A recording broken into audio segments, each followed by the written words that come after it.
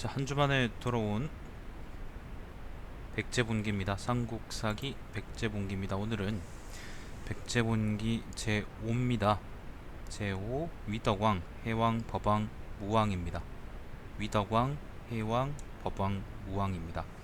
시기적으로는 백제가 한창 이제 중흥하려고 이것저것 많이 하다가 성왕이 관산성에서 집니다. 그 이후로 한풀 기세가 꺾이는데,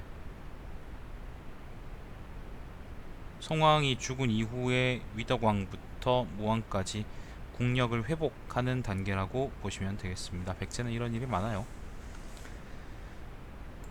자, 오늘은 그리고 삼국사기에 직접 나오는 내용은 아닌데, 여러분이 그 좋아하는 서동요 아시죠, 그죠?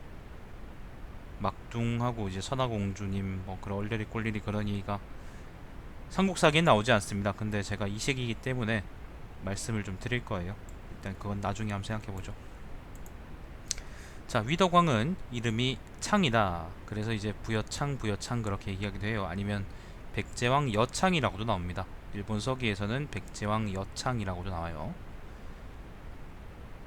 자, 위덕왕은 이름이 창이니 성왕의 맏아들이다. 성왕이 제위 32년에 사망하자 그가 왕위를 이었다. 자, 위덕왕 원년입니다. 554년입니다. 겨울 10월에 고구려가 대대적으로 군사를 동원해 웅천성을 침공했다가 패하고 돌아갔다. 웅천이라는 거는요, 보통 우리가 웅진, 여기가 아니고 여기 웅진이고 항상 헷갈리네. 이게 웅진이거든요. 보통 웅진을 보고 웅천이라 그러기도 해요. 곰나루라 그랬으니까 이제 곰나루가 있으니까 곰 그 내도 있어야겠죠, 그죠? 거기 바로 웅천인데, 우리가 지금 얘기하는 금강이 바로 그때 당시 웅천이겠죠, 그죠? 그런데 이때 당시에 고구려는 신라하고 백제 연합군한테 여기 어디입니까? 경기 지방을 빼앗긴 직후입니다. 빼앗긴 직후기 때문에 사실 남쪽으로 내려와서 웅진, 지금 그러니까 지금의 공주죠. 공주를 직접 공격했다고는 우리가 생각하기가 좀 많이 힘듭니다. 많이 힘들어요. 그래서 아마도 이 기록은 잘못된 것이거나, 두 번째 가능성이 또 있습니다. 평택 있죠? 평택하고 그 다음에 여기 어디입니까? 안성, 평택 안성, 그 다음 아산, 요 근처를 보시면 요 지금 강 있잖아요. 요게 이제 안성천이라는 건데, 요 안성천 부근에, 이 안성천을 옛날에는 또 웅천이라 그랬대요. 그래서 아마 여기서 말하는 웅천이라는 건 요 지역에 있어가지고 고구려가 요 지역을 빼앗긴 이후에 신라하고, 진흥왕하고 강화하고, 그죠? 그 이후에 아마 그 백제 북쪽 국경인 안성천 부근에 있는 웅천성을 아마 고구려가 친 게 아닐까, 수군을 동원해서 친 게 아닐까 그렇게 생각을 합니다. 정확한 내막은 우리가 알 수가 없죠. 삼국사기에서 이게 이성이다, 이게 이성이다 그런 얘기를 안 해놨으니까. 하지만 아마 그렇게 추측을 합니다. 근데 요거는 실패로 돌아갑니다. 요 기록은요, 고구려의 양원왕 본기에도 똑같이 나옵니다. 삼국사기에 옛날에 읽었던 부분이죠. 자, 위덕왕 6년입니다. 6년 여름 5월 초하루 병진일에 일색이 있었다. 559년입니다. 자, 8년입니다. 가을 7월에 왕이 군사를 보내 신라의 변경을 침공했다가 신라군의 반격으로 패했다. 사망자가 1천여 명이었다. 자, 신라후 전쟁 기사고요. 14년입니다. 가을 9월에 사신을 보내 진나라에 조공했다. 진나라는요, 그 남북조 시대 중에서 그 남조 있죠, 그죠? 남조의 마지막 국가입니다. 요 진나라가 나중에 북쪽에 있는 수나라한테 망해서 남북조 시대가 끝나고 오랜만에 중국이 통일왕조로 바뀌죠. 자, 17년입니다. 위덕왕 17년 570년입니다. 17년에 고씨의 제나라의 후주가 왕을 책봉해 사지절, 시중, 거기대장군, 대방군공, 백제왕으로 삼았다. 고씨의 제나라는 아마 북제할 때 그 제나라, 북제를 의미할 겁니다. 그 북위가 분열돼서 나온 나라들 중에 하나입니다. 자, 18년입니다. 고씨의 제나라의 후주가 또 왕을 사지절, 도독, 동청주 제군사, 동청주 자사로 삼았다. 청주는요 보통 우리가 지금의 산동관도 있죠. 이 지역을 보고 청주라 그러거든요. 그래서 동청주 자사라 그랬다는 걸 보고 그 뭐 혹시나 이제 백제가 산동 지역을 점유하고 있지 않았나 그렇게 보기도 하는데, 뭐 그렇게 볼 수도 있긴 하겠지만은 근데 사실 교차 검증이 안 되잖아. 예를 들면 중국 기록에 백제가 예를 들면 산동을 점령했다 그런 기록이 있는 것도 아니고, 그래서 그렇게 보긴 좀 무리가 있죠. 그냥 형식상 준 거라고 보는 게 맞겠지. 그죠? 자, 19년입니다. 제나라에 사신을 보내 조공했다. 이게 좀 특이한데, 일단 진나라한테도 아까 조공했다는 얘기가 있었고, 그죠? 이번에는 아까 이제 주나라한테도 조공했다 그런 얘기가 있었는데, 주나라 제나라한테 조공했다 그런 얘기가 있었는데, 주나라 아닌가? 아, 제나라군요. 제나라. 희한한 게 백제는 일반적으로 항상 이제 남쪽 있죠. 그 남북 조정이 남조, 송제, 동진부터 시작해서 이제 송제, 양진 요 다섯 나라들하고 교육을 해왔는데, 북쪽 나라들하고 교류한 거는 사례가 그렇게 많지 않습니다. 뭐 제가 기억나는 거는 계로왕 때 있죠. 근계로왕, 그러니까 계로왕 때 그 장수왕이 너무 깝친다. 장수왕 좀 조져주세요라고 후기한테 계로왕이 사신을 보낸 거 말고는 특별하게 이제 교류가 없었었는데, 이때 이르러서 이제 북조 측하고도 뭔가 교류를 하기 시작을 합니다. 이게 좀 특이한 사항이에요. 여러분 기억하시는 게 좋을 겁니다. 자, 가을 9월 추하루 경자일에 일식이 있었다. 자, 위덕왕 24년입니다. 가을 7월에 사신을 진나라에 보내 조공했다. 진나라는 아까 얘기했던 것처럼 남조의 진나라입니다. 자, 겨울 10월에 신라의 서부 변경의 주와 군을 공격했는데, 신라의 이찬, 세종이 군사를 거느리고 와서 격파했다. 세종은 누군지 알 수가 없습니다. 태종이라 그러면 거칠부라 그러는데 세종도 누구 있겠죠. 자, 11월에 사신을 우문시에 주나라에 보내 조공했다. 주나라는 북주입니다. 북주, 북제, 북주 요 두 나라는 전부 다 이제 위나라에서 북위에서 갈라져 나온 나라입니다. 자, 25년에 사신을 우문시에 주나라에 보내 조공했다. 26년 겨울 10월에 혜성이 하늘에 뻗었다가 20일 만에 사라졌다. 자, 그리고 지진이 있었다. 579년입니다. 자, 28년입니다. 왕이 사신을 수나라에 보내 조공했다. 수나라는 여러분이 아는 그 양씨의 수나라입니다. 중국을 통일한 왕조죠. 28년에 수나라의 고조가 아마 수나라 문제인가? 수나라의 고조가 조수를 내려 왕을 책봉해 상계 부의 동삼사 대방군공으로 삼았다. 자, 29년 봄정월에 사신을 수나라에 보내 조공했다. 자, 31년 겨울 11월에 사신을 진나라에 보내 조공했다. 33년 586년입니다. 사신을 진나라에 보내 조공했다. 36년에 589년입니다. 수나라가 진나라를 평정했다. 자, 그래서 드디어 중국이 길고 긴 분열 시대를 끝내고 뭐 한 개의 중국으로 통일됐어요. 물론 그때 중국은 지금 중국하고는 많이 다르긴 한데, 그때 중국은 좀 신사적이죠. 요즘 중국은 병신 같은데 호러 새끼들. 아무튼 그때는 좀 그랬죠. 나름대로 신사적인 놈들이었는데, 비교적 말이야. 비교적. 아무튼 요게 중요합니다. 역사적으로 중요해요. 항상 중국이 통일되면 우리나라는 고생하고요, 반대로 중국이 분열돼 있으면 우리나라는 편합니다. 지금도 그렇잖아요. 지금도 통일돼 있으니까 우리가 고생하고 있잖아. 중국이 통일됨으로써 고구려하고 일단 고구려가 직접 접경하고 있으니까 중국과의 관계가 아주 나쁘게 냉각됩니다. 그 얘기가 그 평생 수나라하고 싸우다가 죽은 고구려의 영양왕 본기에 보면 잘 나와 있죠, 그죠? 4차례 전쟁을 벌입니다, 수나라하고. 백제하고는 뭐 특별하게 전쟁이 없으니까 이 점은 그냥 부드럽게 넘어가면 될 것 같습니다. 자, 전함한척이라고 되어 있는데 요거는 수나라 배인가봐요. 전함한척이 탐무라국으로 표류해왔다. 탐무라국은 이제 당연히 제주도겠죠. 탐라국이겠죠. 제주도는 여기죠. 서울 외에는 다 시골이라 생각하는 분들은 제주도 위치를 잘 보세요. 여러분이 생각하는 귤농장입니다. 귤농장. 자, 탐무라국으로 표류해왔다. 그 배가 돌아가게 되어 국경을 통과할 때 왕이 물자를 풍성하게 주어 귀국하게 하고 사신을 보내 진나라를 평정한 것을 축하하는 표문을 올렸다. 수나라의 고조가 이를 훌륭하게 여겨 조서를 내려 말했다. 백제의 킹이 진나라를 평정했다는 말을 듣자 멀리서 사신을 보내 표문을 바쳤다. 왕래가 지극히 어려운 지역이니 만약 풍랑이라도 만나면 사람이 상하고 재물을 잃게 될 것이다.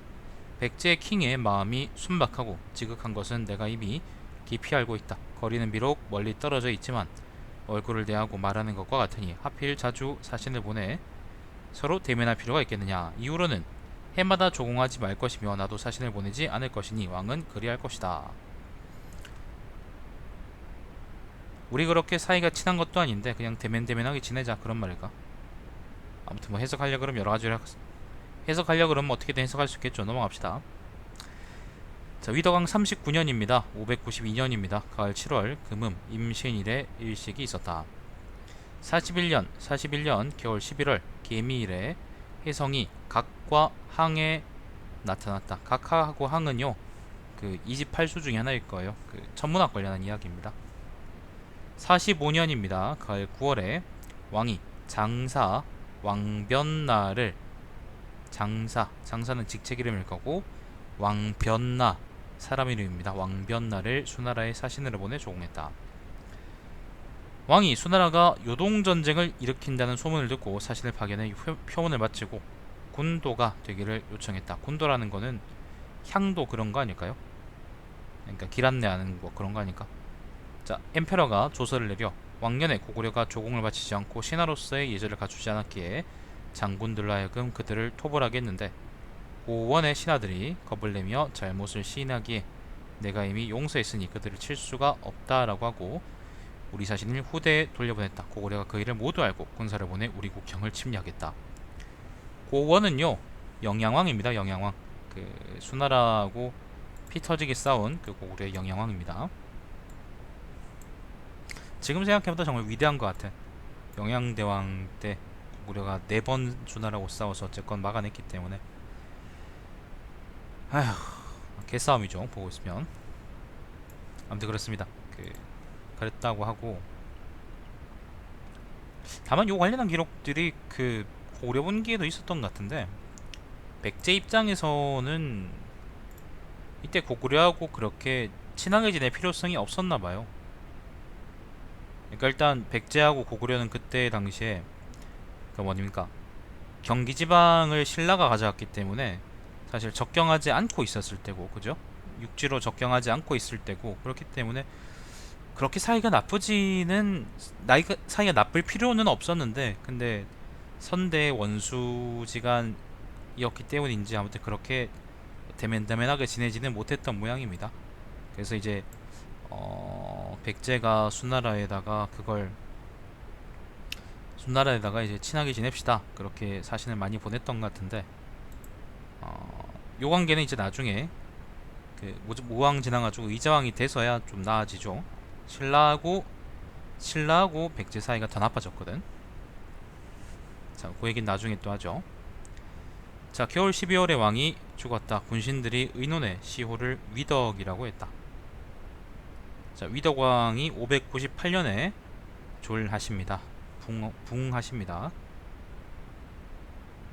위덕왕의 재위 기간은 45년입니다. 45년 동안 왕자리에 있으면서 큰일이 없어요. 물론 삼국사기에 기록이 누락된 게 엄청나게 많습니다. 추측되기로 엄청 많죠. 중요한 사건들이라고 우리가 보통 배우는 거나 생각하는 것들도 많이 빠져 있기 때문에 그렇기 때문에 위도왕 때 도대체 무슨 일이 있었는지는 알 수가 없는데 아마도 선화공주하고 그 무왕의 결혼도 만약 결혼했다 그러면 요때쯤이 아닐까 생각을 할 수 있는데 그 얘기는 나중에 하고 아무튼 많은 일들이 있었던 것 같은데 45년 동안 아무 일도 없었을 리는 없잖아요. 그 기록이 자세하게 안 나와 있다는 점이 좀 많이 아쉽다 그렇게 보면 되겠습니다. 자, 그 다음은 해왕입니다. 해왕 위덕왕의 아들입니다. 해왕입니다. 자, 해왕의 이름은 계인이 계자를 때 계인이 명왕이라는 게 성왕이죠. 성왕의 둘째 아들이다. 창왕이라는 게 바로 부여창이니까 위덕왕이죠. 위덕왕이 사망하자 그가 왕위에 올랐다. 자, 2년입니다. 왕이 죽었다. 시호를 해라고 했다. 해왕은 즉위기하고 그 다음 졸기밖에 없어요. 그리고 기간도 되게 짧아요. 원년에 즉위하고 다음에 바로 죽었기 때문에. 자, 법왕입니다. 그 다음은 법왕의 이름은 선 혹은 효순이라고도 한다. 효순이라고 한다는 것은 김부식의 주석입니다. 선이니 선, 부여 선이니 해왕의 맏아들이다. 해왕이 죽자 아들 선이 왕위를 이었다. 주석인데요. 수서에서는 선을 창왕, 그러니까 위덕왕이죠. 위덕왕의 아들이라고 했다라고 하네요. 일단 넘어갑시다. 자, 원년입니다. 원년 599년입니다. 원년 겨울 12월에 살생을 금하고 민가에서 기르는 매와 새매를 놓아주고 고기 잡고 사냥하는 도구들을 태워버리라는 명령을 내렸다. 그래서 법왕인가 보다. 자, 2년 봄입니다. 2년 600년입니다. 봄 정월에 왕흥사를 창건하고 중 30명에게 도첩을 주었다. 도첩은 뭘까? 뭐 중요한 거겠지. 자, 큰 가뭄이 들어 왕이 칠학사에 가서 기우제를 지냈다. 왕흥사는요, 그러니까 앞서 나왔던 것 중에 왕흥사는 유명한 절인 것 같습니다. 유명한 절이었던 것 같아요. 이게 위치가 그때 당시에 부여의 수도가 여기잖아. 그 지금의 부여란 말이야. 지금 백제의 수도가 이제 부여란 말이야, 그지? 부여 지방에 있었던 것 같아요. 사비 지방에 있었던 절 같은데 1934년에 이제 발견됐대요. 그래서 2000년부터 발굴을 하고 있다고 하는데 뭐 백제사 전공이거나 아니면 저기 어디에요? 전라도나 충청도 쪽에서 백제사를 전공하면서 대학을 다니고 있는 분들은 아마 한 번쯤 가보셨겠죠. 저는 저기 동쪽에 살고 있어가지고 가본 적이 없습니다. 근데 그렇답니다. 칠학사는 어딘지 모르고요. 칠학사, 왕흥사 이런 절들 이름이 나오는 거 보면 삼국사기에 직접 언급되어 있진 않은데 요 근처가 백제나 고구려도 마찬가지고요. 고구려도 사실 절을 많이 지었다 그러는데 그 위치가 안 나오나 그런 게 많잖아. 지금 삼국사기를 3분의 2 정도 읽고 있는데 분기를 꼴랑 위치가 지금 표기된 게 절 3개밖에 없단 말이에요. 그걸 감안했을 때 아마 표시되어 있지 않은 절은 또 훨씬 많고, 그리고 표시되어 있는 절들 중에서도 위치 관계를 규명하지 못해가지고 우리가 어딘지 알 수 없는 절들은 또 많다, 그렇게 볼 수 있겠죠. 자, 여름 5월에 왕이 사망했다. 시효를 법이라고 했다. 해왕도 그렇지만 법왕도요. 법왕도 즉위하고요. 다음 해에 바로 죽습니다. 그러니까 해왕 법왕 둘 다 이제 원년 2년 이렇게 그냥 졸하는 거죠. 왜 그런지 모르겠습니다. 이때 위덕왕이 재위가 45년이나 됐다는 걸 감안하고, 그리고 그 위덕왕의 아빠인 성왕 있죠. 성왕이 물론 그 불의에 비명해 죽긴 했지만은 성왕도 이제 30여 년 동안 재위했단 말이야. 그걸 감안했을 때 성왕하고 위덕왕으로 내려오는 왕계의 그 왕권이라는 게 그렇게 호락호락하지 않았을 텐데 귀족들한테 죽은 같지도 않고 정황산 거죠. 그게 좀 납득이 안 가요. 왜 이렇게 죽었을까? 그냥 재수 없어서 이렇게 단명했을까? 좀 의심이 들어요. 자, 아무튼 요 다음은 무왕입니다. 여러분이 아는 그 막종이 바로 무왕입니다. 자, 무왕 이름은 장이니 무왕장입니다. 그 장은 그래서 그러니까 그 성명은 부여장인 거죠. 무왕의 이름은 장이니 법왕의 아들이다. 풍채가 훌륭하고 뜻이 후방하고 기상이 걸출했다. 법왕이 왕위에 오른 이듬해 사망하자 그의 아들이 왕위를 이었다. 자, 무왕 원년이 바로 600년입니다.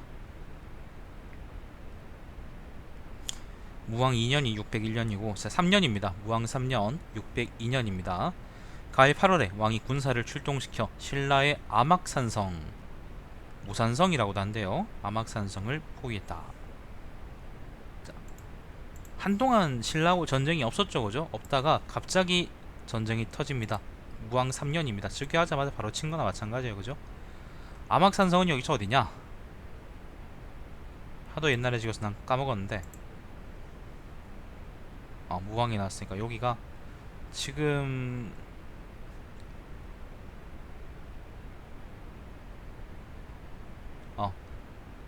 미안, 지금의 남원쯤인데요. 아막산성이라는 게 이게 요 지역이란 말이야. 지금 지도를 보시면 알겠지만 여기가 남원이거든요. 남원의 북쪽이 장수 진안 쪽이고요. 여기 저쪽이 이제 전주 쪽이고, 그리고 전주 넘어가 이제 김제, 익산, 부안 이렇게 쭉 들어가는데, 보시면 알겠지만 요 지역이요, 요 남원 쪽으로 해서 들어갈 수 있는 길이 어디냐면은 가야 지역이에요. 가야 지역. 가야 지역, 가야 지역, 가야. 옛날에 이제 가라. 그러니까 가야가 요때면 대가야가 언제 망했냐면은 잠깐만요. 내가 좀 설명해 드릴게. 대가야가 멸망한 게 언제냐? 언제 망했을까? 요게 562년이거든요. 대가야가 망한 게. 근데 대가야의 위치가 어디냐면은 경북의 고령이란 말이야. 고령이 여기에요. 여기가 대구고요. 여기 제가 살고 있는 대구고. 그리고 여기가 고령이란 말이지. 그러니까 대가야가 망하면서 사실상 뭐 일본에서 부르는 임나일본부라고 하든가 아니면은 그 대가야의 따까리를 혹은 대가야 말고 독립을 유지하고 있거나 혹은 연맹을 이루고 있던 남부에 있던 이제 가라 세력들이 사실상 신라에 복속되는데 그거를 지금 치고 들어오는 겁니다. 그걸 지금 치고 암악산성을 만약 함락시켰다 그러면 가야 쪽으로 길이 이어지니까 그 백제군이 요 남쪽으로 가서 가야직을 먹고 그리고 경주를 치겠다, 막 동경을 치겠다 그런 생각이었던 것 같아요. 근데 뭐 일단은 그렇습니다. 암악산성을 쳤던데 자 신라왕인 진평왕이죠. 진평킹이 정예기병 수천 명을 보내 항전하자 우리 군사가 분리해서 돌아왔다. 신라가 소타, 외석, 천산, 옹삼에 내성을 쌓고 우리 변경에 침범했다.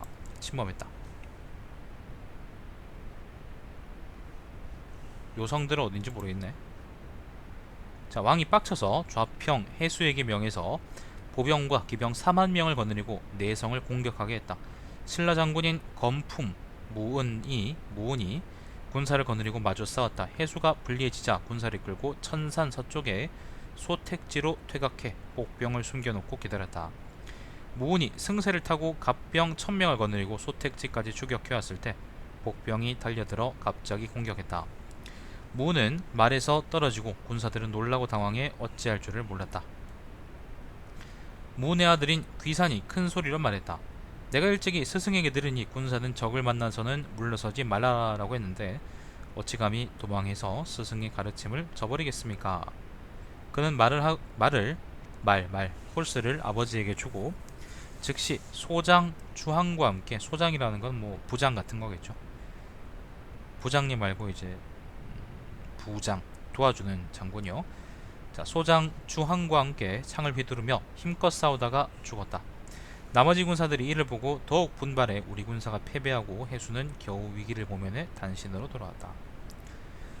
자, 그래서 무왕이죠. 무왕 3년에 여기 남원에 있는 암악산성을 공격했다가 백제군이 크게 패합니다. 반대로 얘기하면 이 지역은 그때 당시 이제 신라 땅이었다는 얘기도 되겠죠, 그죠? 참고하시고 앞으로 계속 전쟁 기사 나올 겁니다. 자, 6년입니다. 무왕 6년입니다. 봄 2월에 각산성을 쌓았다. 각산성은 어디냐면은 각산성은 여기래요. 임실이랍니다. 임실. 암악산성을 쳤다가 패했는데 백제는 어디다 성을 쌓았냐면 여기 각산. 그러니까 여기 어디입니까? 임실에다 성을 쌓았대요. 지금 보시면은 다 여기 길이 이어져 있어요. 그죠? 왜 금강이고요. 요 지역은 장수, 진안 고원들이고 그러니까 엄청 높은 지리산이거든요. 이게 지리산인가? 남쪽이 지리산인가? 모르겠다. 모르겠네. 아무튼 이게 잠깐 미안합니다. 이게 지리산이네. 이게 지리산이고 저 북쪽에도 고원지대거든. 엄청 높은 지대거든요. 이 지리산은 아니고요. 그래서 이 소백산맥인가?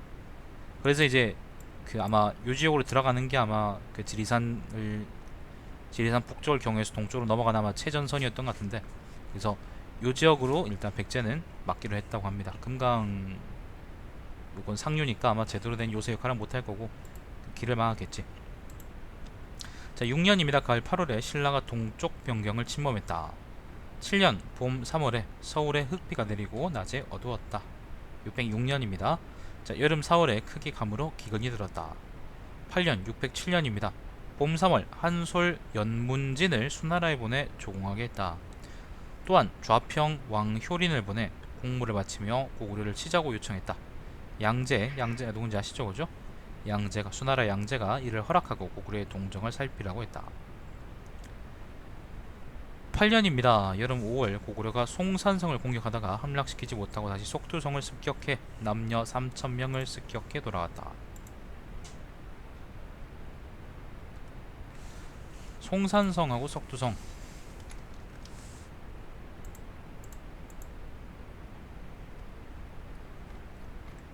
송산성은 여기에요. 석두성은 여기네요. 그런데 송산하고 석도가 어디냐면 지금 연천쯤이거든요. 연천 상령, 옛날에 상령인데, 근데 고구려하고 백제가 이 시기에 요 지역에서 전쟁을 할 수는 없겠죠. 상식적으로 말이 안 되잖아. 그죠? 왜냐면 요 지역은 지금 신라 땅이니까. 그렇기 때문에 요건 아마 옛날 기록이 잘못 기록돼 있거나 그런 걸로 이해하는 게 좋을 것 같습니다. 자, 다시 남쪽으로 내려오죠. 석도성을 습격해 남녀 3,000명을 사로잡아 돌아갔다. 이건 믿을 수가 없는 기록이다. 됐고. 자, 9년입니다. 봄 3월에 사신을 수나라에 보내 조공했다. 수나라의 문림랑이 아마 그거겠죠. 그 직책 이름이겠죠. 문림랑 배청이 외국에 사신으로 가면서 우리나라 남쪽 길을 통과했다. 배청 이야기는요, 일본 서기의 추고 천황기에 나옵니다. 한번 참고해보세요, 관심 있는 분들은. 자, 12년입니다. 봄 2월에 사신을 수나라에 보내 조공했다. 자, 수나라의 양제가 고구려를 치리함으로 왕이 국지모를 수나라에 보내 행군 일정을 물으니 양제가 기뻐하며 후하게 상을 내리고 상서 기부랑 성류를 보내 왕과 상의하게 했다. 상서 기부랑인가? 자, 가을 8월에 저감성을 쌓았다. 저감성은 어딘지 알 수가 없나요?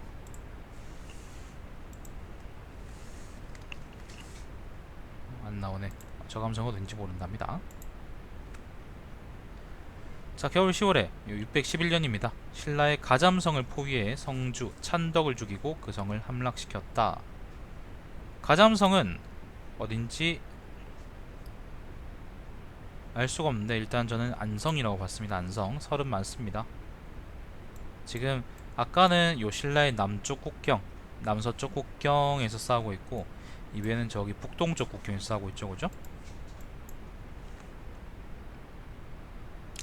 자, 13년에 수나라의 육군이라는 게 이제 전중 좌우 뭐 아무튼 그런 걸 거예요. 자, 육군이 요하를 건너 자 왕이 국경에서 군비를 엄하게 하면서 수나라에 협조한다고 표명했으나 실은 다른 마음을 품고 있었다. 요게 612년인데요. 아마 그 수나라 양제가 고구려를 쳤던 그 전쟁이겠죠. 그 얘기는 영양왕 본기를 참고하시면 자세하게 나와 있습니다. 자, 여름 4월에 대궐난문에 벼락이 쳤다. 5월에 홍수가 나서 인가가 유실되었다. 17년입니다. 무왕 17년 616년입니다. 겨울 10월에 달솔 백기에게 명하여 군사 8,000명을 거느리고 신라의 모산성을 공격하게 했다.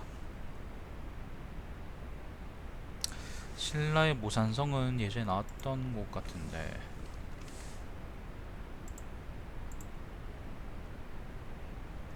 여기서 모산성이라 그러면 모산성은 의성을 가리키기도 하거든요. 의성 아니면 진천 이렇게 보기도 하는데, 여기서는 맥락상 아까 나왔던 그 암악산성 있죠. 암악산성을 모산성이라고 한다고 그랬으니까 여기서 이거로 봐야 되지 않겠나 싶어요.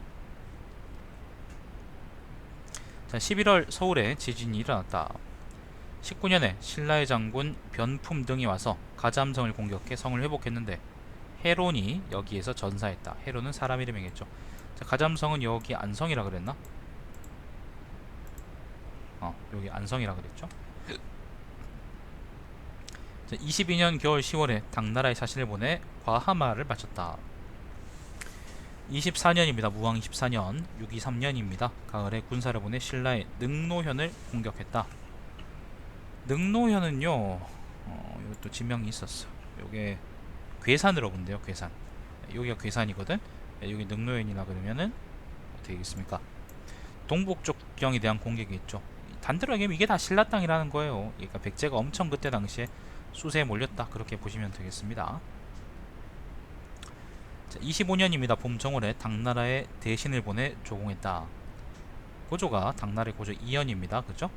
그의 정성을 가상히 여겨 사신을 보내 왕을 대방군왕 백제왕으로 책봉했다.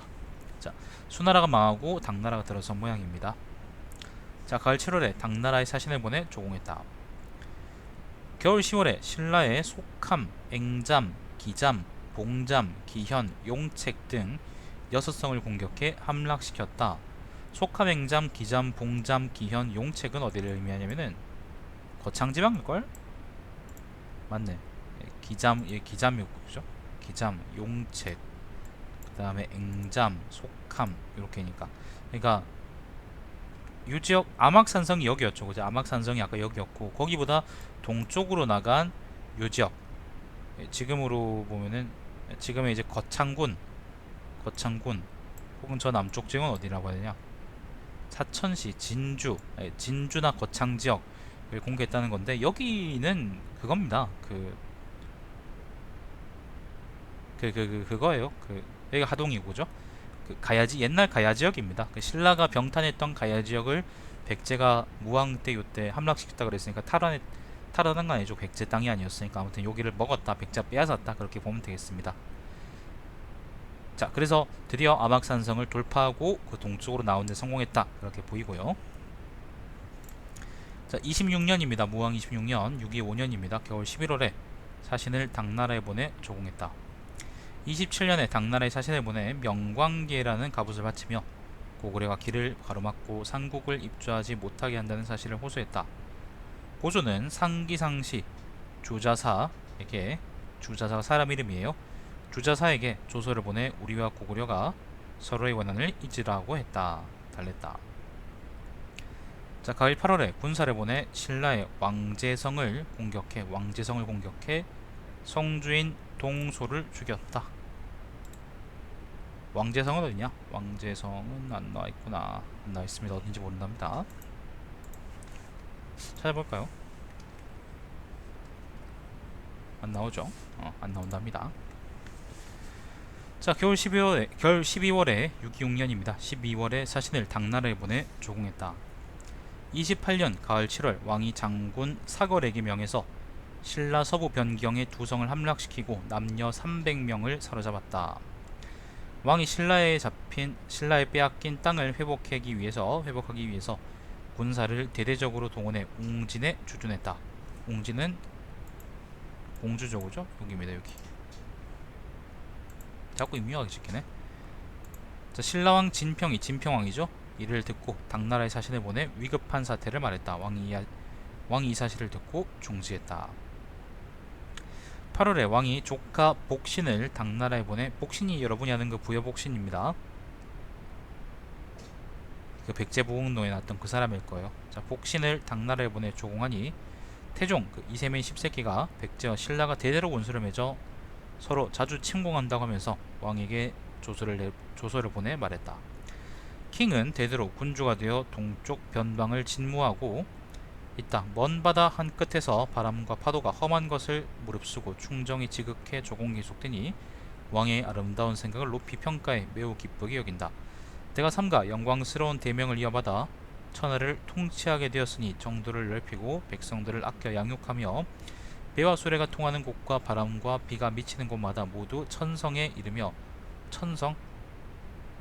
천개성인가? 아무튼 이르며 모두가 편안하게 살기를 원하고 있다. 신라왕 김진평은 나의 번신이고 왕의 이웃이지만 매번 군사를 보내 토벌하는 것이 그치지 않는다고 들었다. 군대의 힘을 믿고 잔인한 행위를 마음대로 하는 것은 나의 기대에 매우 어긋난다.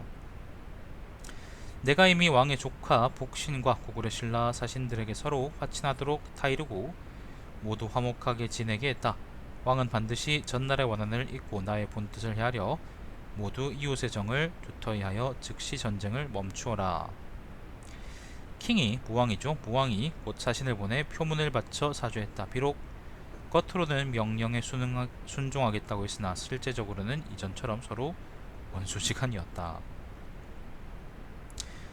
태종 짝눈이 새끼는 자기 사정이나 잘 봐야지, 자기 아들내미 간수나 잘해야지. 아무튼 요때 주변 나라에 많이 못된 짓을 했습니다. 그 짝눈이에 대해서는 제가 언제죠? 그 보장왕공기에서 많이 얘기했었죠, 그죠?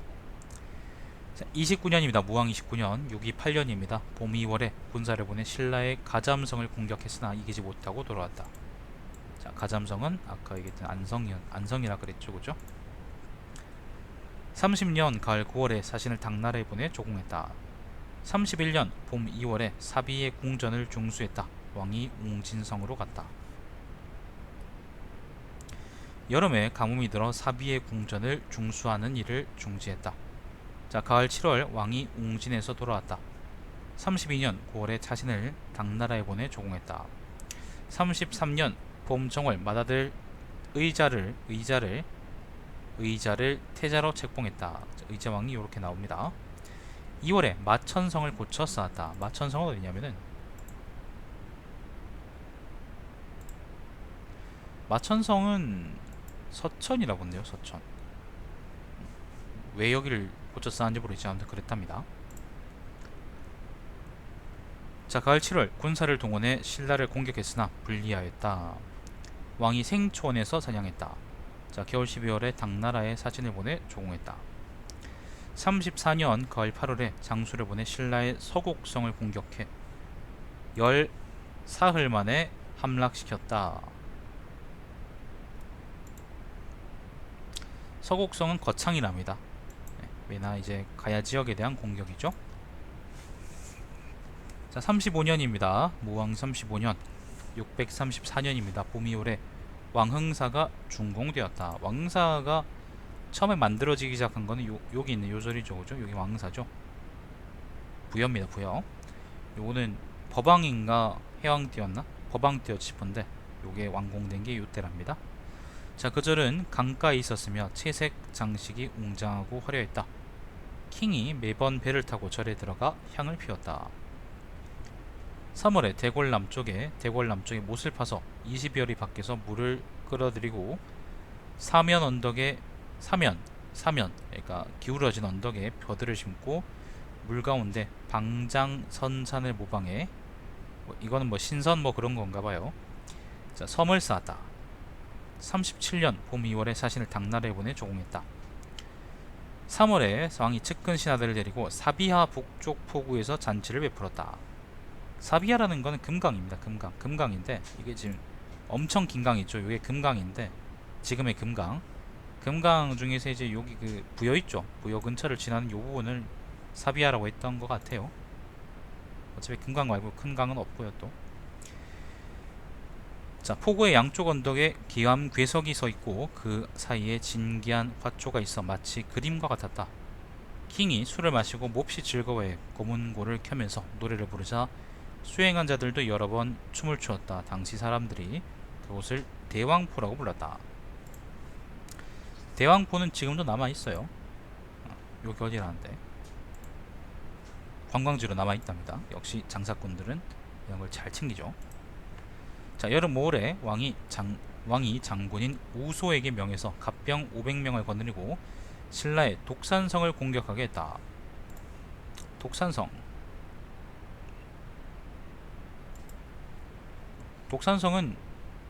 여러 개 많이 있습니다. 그 이름이. 근데 여기서의 독산성은 성주에 있는 독용산성으로 본답니다.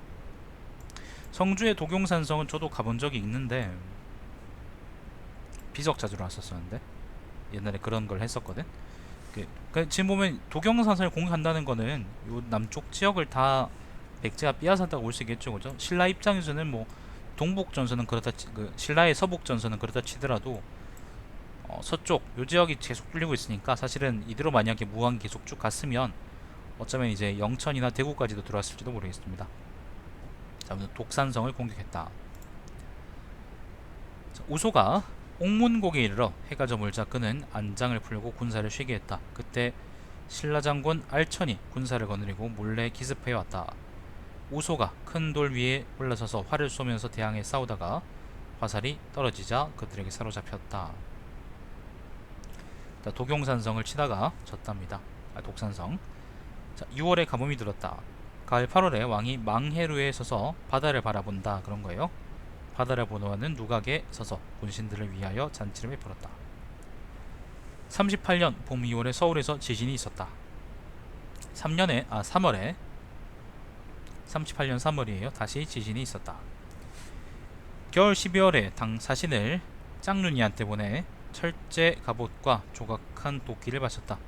짱눈이가 후이 위로하고 비단 도프와 채색 비단 3,000단을 주었다. 39년 봄 3월에 왕이 궁녀들을 데리고 큰 못에 배를 띄우고 놀았다. 40년 겨울 10월에 다시 당나라와 사신을 보내 짱눈이한테 사신을 보내 철갑옷과 조각한 도끼를 바쳤다.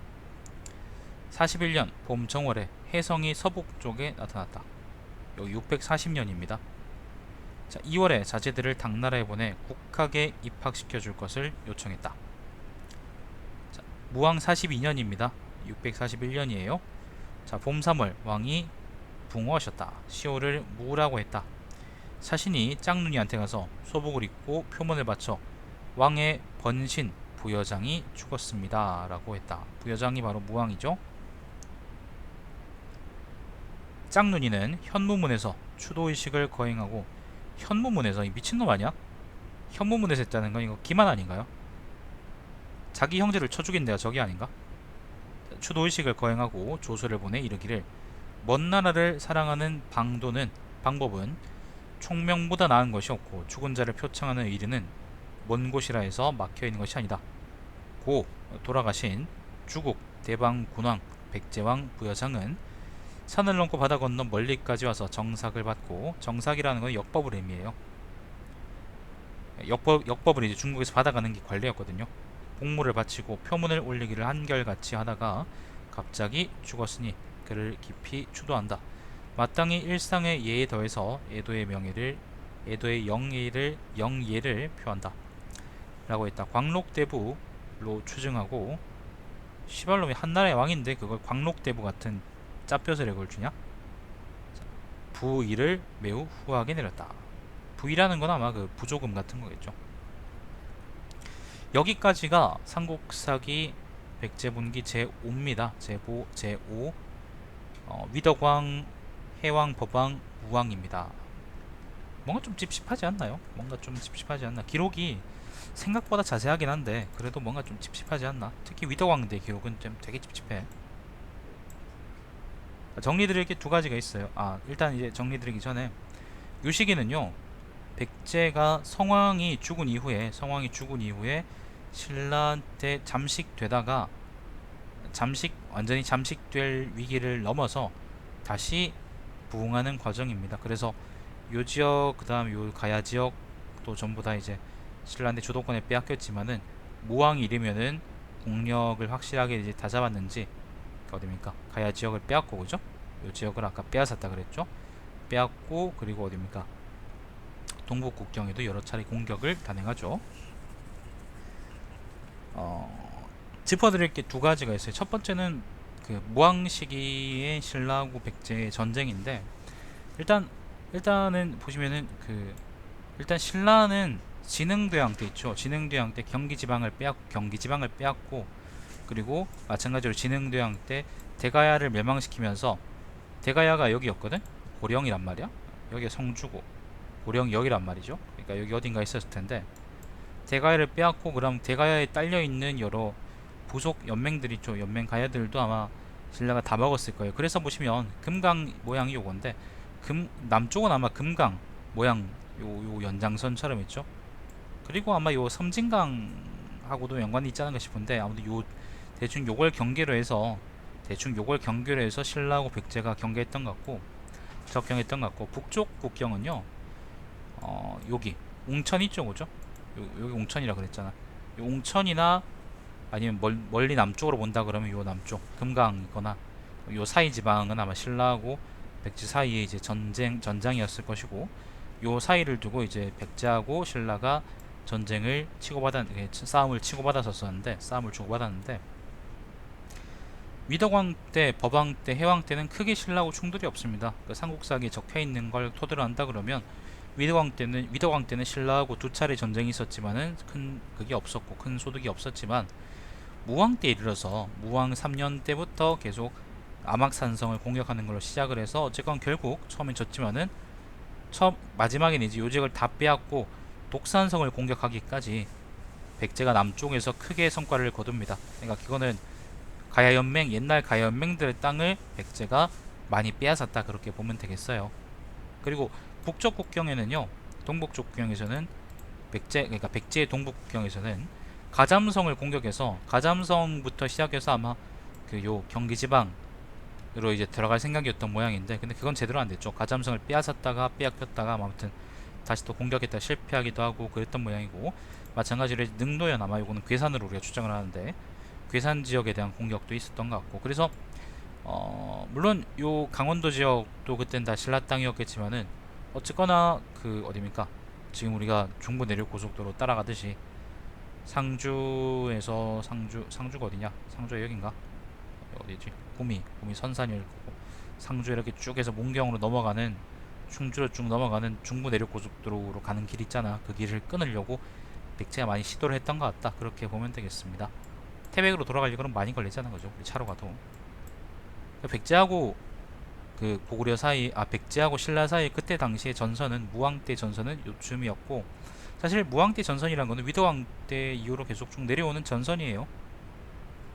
그렇게 보시면 되겠습니다. 그래서 남쪽으로 이렇게 쭉 뚫고 나가는 걸 보여주는데, 그 모습을 보여주는데, 의자왕 때는 더 가요. 의자왕 때는 더 가서 신라가 정말로 정신을 못 차릴 정도로 쥐패게 됩니다. 결국에는 그래서 신라가 선택한 거는 멸망이냐? 멸망은 아니었고, 짱눈이한테 도움을 요청하죠. 그래서 짱눈이는 도움을 못 주고 훨씬 나중에 그 뭡니까, 짱눈이 애비, 짱눈이 새끼한테 그 도움을 받아서 백제가 허무하게 멸망하게 되죠. 그건 다음에 이제 다음 권 의자왕 분기에서 아마 읽을 겁니다. 자, 여기 첫 번째입니다. 두 번째는 선화공주 이야기예요. 선화공주. 막둥이하고 선화공주 이야기인데, 막둥이는 보통 우리가 백제 무왕이라고 봐요. 그 선화공주는 진평왕의 딸내미다라고 얘기를 하거든요. 그러면은 요 시기에 진평왕의 할아버지가 진흥왕이고요. 진평왕의 할아버지가 바로 진흥대왕이고, 그 진흥대왕이 잡아 죽인 백제왕이 바로 성왕인데, 성왕의 아들이 위덕왕이고, 위덕왕의 손자인지 아니면 손자인지 증손자인지 모르겠지만 그 사람이 바로 무왕인데, 그러면은 사실 이때 당시에 백제하고 신라는 엄청나게 원수지간이었단 말이야. 예를 들면 이제 근초광하고 고공원왕 사이에 그거거나, 아니면 장수왕하고 누구인가 계로왕 사이에 원수거나, 그거는 한참 옛날이지만 사실은. 근데 요거는 따끈따끈한 원수지간이란 말이죠. 둘이는 백제하고 신라가. 그래서 사실 요게 좀 많이 의문이 가요.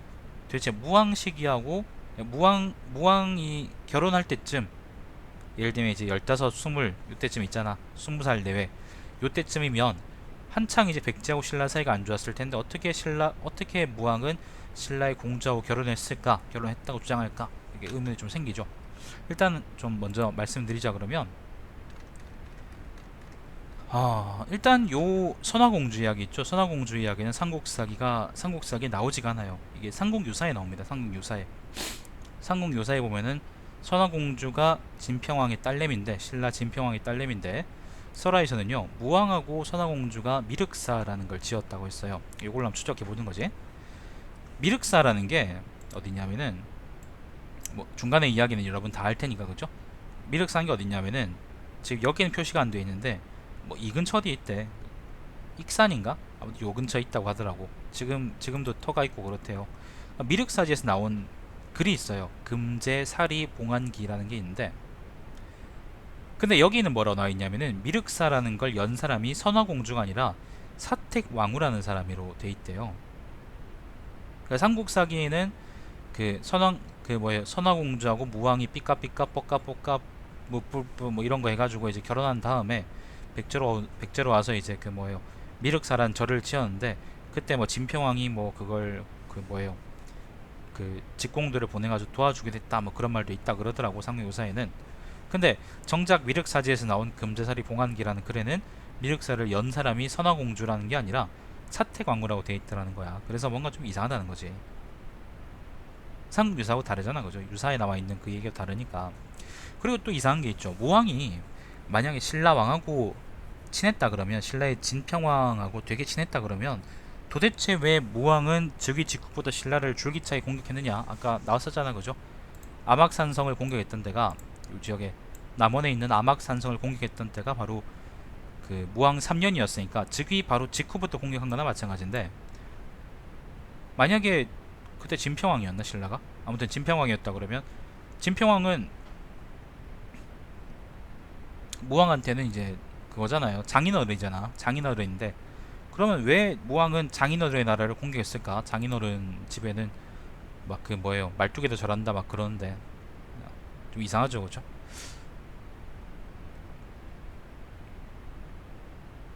그게 좀 그것도 이해하기 힘든 거지. 왜냐하면 결혼했으면은 결혼이라는 거 옛날에 이제 정치인들 사이에 결혼이라는 거는 사실은 일종의 결혼 동맹까지 우리가 생각하지 않더라도 어쨌건 친한 사이다라고 볼 수 있는 거란 말이야. 어쨌건 친하게 지내겠다라는 서약일 수도 있고, 혹은 그냥 친한 우리는 동맹 관계다, 군사 동맹 관계다 그런 걸 표상하는 사실일 수 있는데 이게 납득이 안 갈 수 있는 방향이 여러 가지가 있다는 거죠. 물론 아까 나왔던 그 미륵사지 이야기를 볼 때 미륵사지에 나와서 미륵사지 나온 금제사리 봉안기라는 거에서 사태광호가 미륵사를 지었다라고 나온 걸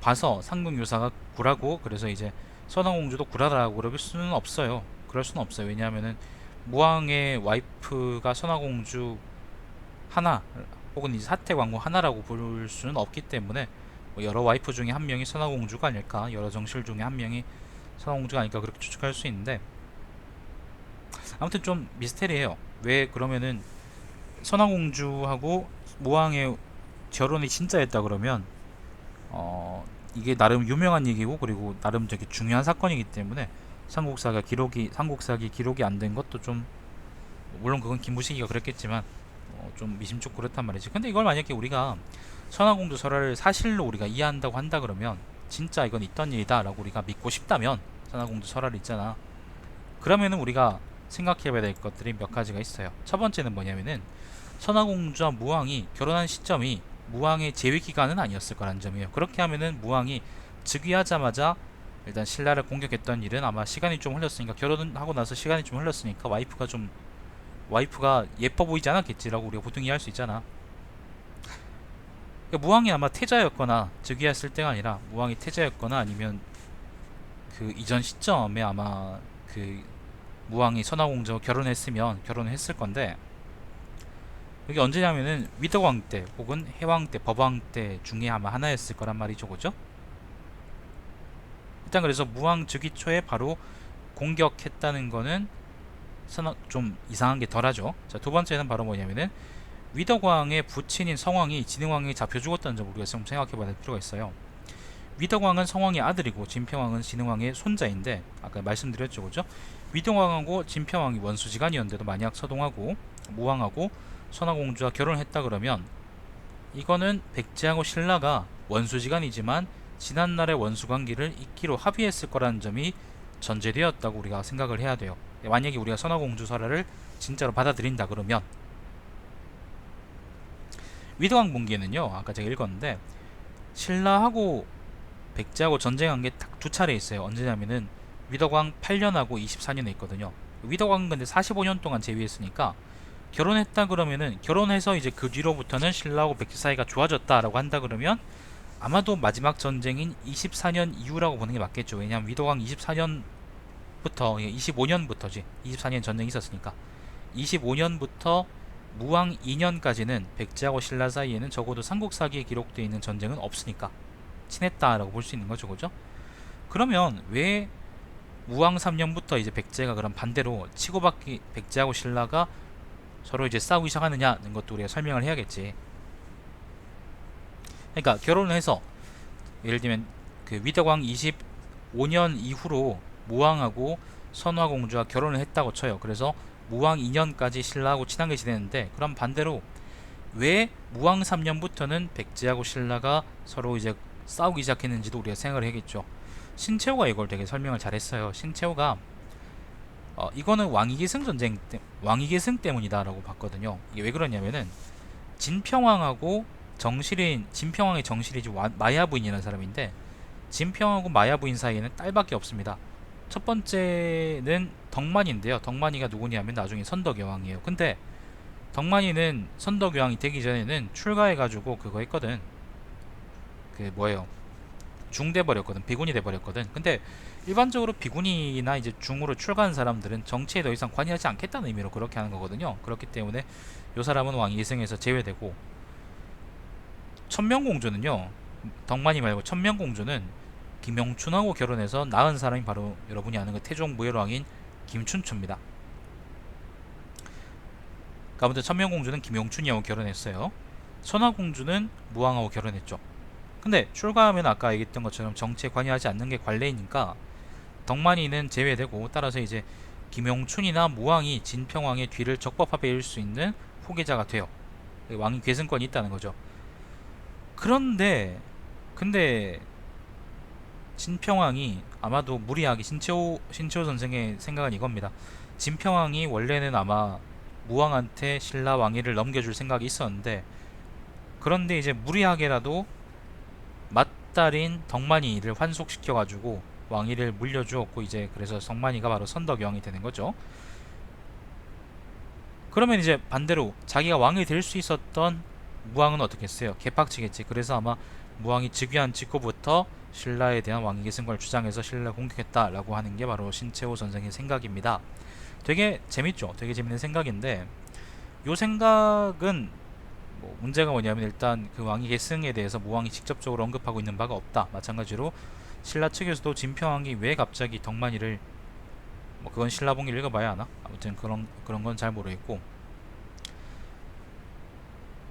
그리고 과연 이제 동군연합 같은 개념이 양놈들한테 있었지만 우리나라한테는 그게 없었었는데, 그럼 이게 진짜로 그랬던 걸까, 아니면 신치호의 본인의 생각이었을까 하는 것도 알기 힘들고, 그리고 선화공주 자체가 아직까지 고고학적이나 뭔가로 발견되지 않은 사람이라는 것도 되게 커요. 일단 삼국사기에 나와 있지 않은 거는 뭐 그렇다 치더라도, 고고학적으로 이 사람의 존재가 발굴되지 않았다는 거는, 발견되지 않았다는 거는 문헌적으로도 그렇고요.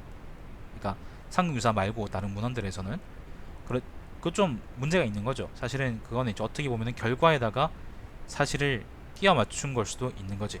사실 그래서 이게 신지호 선생의 생각이 되게 재밌고, 그리고 되게 타당하다, 어떤 의미에서 되게 타당하다라고 볼 수 있는데, 근데 이거는 선화공주, 제가 생각하기에는 왜 이걸 말씀드리냐면은, 선화공주가 존재한다, 선화공주는 존재한다, 선화공주는 실존 인물이다, 선화공주는 무왕하고 결혼을 했다 라는 거를 사실로서 우리가 생각하려고 그러면 제일 타당한 설명이 뭐냐고 고민했을 때, 저는 아마 그게 단지 그 신치호 선생의 그거였을 거다, 설이었을 거다라고 생각을 했기 때문에 이거를 말씀드리는 거예요. 그렇기 때문에 만약에 그 선화공주는 개굴하다, 선화공주하고 무왕은 결혼한 적이 없다, 백제하고 신라는 그때 당시에 원수지간이었는데 무슨 결혼을 하냐, 말이 되느냐, 그렇게 생각하는 분들은 그러니까 요걸 받아들이지 않고 그냥 삼국유사의 기록이 그 뭡니까, 선화공주는 심장이 두 개예요, 마음이 두 개예요, 하나는 어디에 주고 하나는 어디에 준대요, 그런 말을 못 믿겠다, 이려는 땡중이다, 이려는 개구라쟁이다, 그렇게 얘기하시면 됩니다. 그래서 선화공주는 그래요. 사실 옛날에 그 온달 왕자하고 평강공주 얘기도 좀 얘기를 했으면 좋았을 텐데, 그냥 그걸 내가 지나쳐버려가지고 고구려 봉기 읽을 때 좀 아쉽긴 한데, 뭐 뒤늦게 나오는 선화공주라도 말씀을 드려야 되지 않을까 싶어서 말씀을 좀 드렸습니다. 이건 언젠가 나중에 삼국 유사를 읽게 되면 또 자세히 또 얘기하게 될 기회가 있지 않을까 싶습니다. 그래서 결론적으로는 정황상 선화공주의 존재를 가정하고 나서 이야기를 이것저것 끼워 맞춰 보면은 말이 되도록 하는 시나리오는 충분히 있는데, 일단 선화공주의 존재가 확실하게 확인되지 않기 때문에 좀 아쉽다, 확실하게 우리가 뭐라고 얘기할 수 없겠다라는 게 제 의견입니다. 자, 그렇습니다. 그래서 정리하자 그러면, 위대광하고 무왕 때 이르기까지 백제하고 신라는 그 원수처럼 싸우고, 무왕 때 이르면은 드디어 백제가 신라에 대해서 공세적인 입장을 취하기 시작합니다. 그리고 아직 읽진 않았지만은 무왕 다음인 의자왕 때죠, 그죠? 의자왕 때, 백제 마지막 왕인 의자왕 때는 신라를 정말 매섭게 몰아붙입니다. 정말 매섭게 몰아붙여가지고 신라가 망하지 않을까, 우리 좆되지 않을까, 그런 위기감에 짝눈이 새끼하고 짝눈이 새끼의 가족들을 끌어들이게 되기도 합니다. 이 얘기는 다음 주에 다시 또 읽도록 하죠. 자, 삼국사기 백제본기였습니다. 시청해주셔서 감사드리고, 제 방송 유튜브에 달마시안 TV에서 다시 보실 수 있습니다. 달마시안의 삼국사기는요, 매주 월요일 저녁에 돌아옵니다. 오늘 원래 방송이 9시부터인데 제가 좀 일찍 했습니다. 양해 부탁드리고 방송 종료하겠습니다. 다음 시간에 뵙겠습니다.